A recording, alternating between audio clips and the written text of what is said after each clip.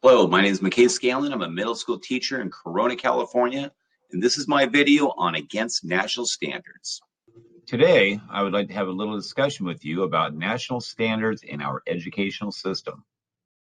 Through various forms of research, I found that there are distinct differences as well as feelings towards the adoption of state and/or national standards. Some of the things to consider here are whether or not states should conform to a system of national standards, or should states be allowed to have their own set of standards in their districts. In an article by Melissa Kelly, 2019, she states that an individual focus desired by the states would be virtually impossible with national standards. As for myself, I'm in complete agreement with this statement. This is because students in different parts of the country have different needs. A one-size-fits-all mentality, in my mind, is setting students up for failure. Her position is that the answer lies in flexibility and the desire for local control. States are able to determine what is important for their citizens and focus the curriculum accordingly. I believe one of the key terms here is flexibility. An example would be in the career readiness portion of a curriculum, where students in New York would be taking agricultural pathway classes, and students in Fresno, California would not have a diesel engine mechanics pathway.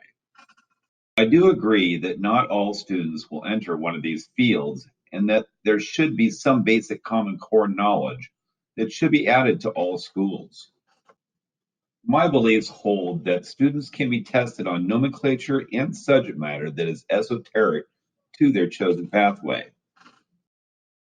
The term Common Core has been coined to describe what policyholders have envisioned for national standards. Educating the public is an important process, and letting stakeholders know how this aspect of the education system is letting them down.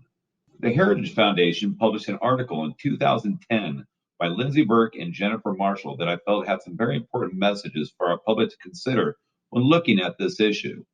They state that, and I quote, that American education needs to be fixed, but national standards and testing are not the way to do it. The problems that need fixing are too deeply ingrained in the power and incentive structure of the public education system, and the renewed focus on national standards threatens to distract from the fundamental issues. The article further discusses this current system. Remember, this was written in 2010, will ensure that students across the country will be ready for college or in the workforce.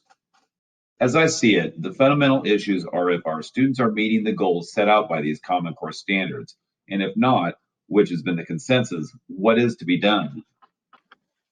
In conclusion, we find that implementing national standards into our education system has not been an easy task. It is up to all of us to find a solution. My name is McKay Scanlon.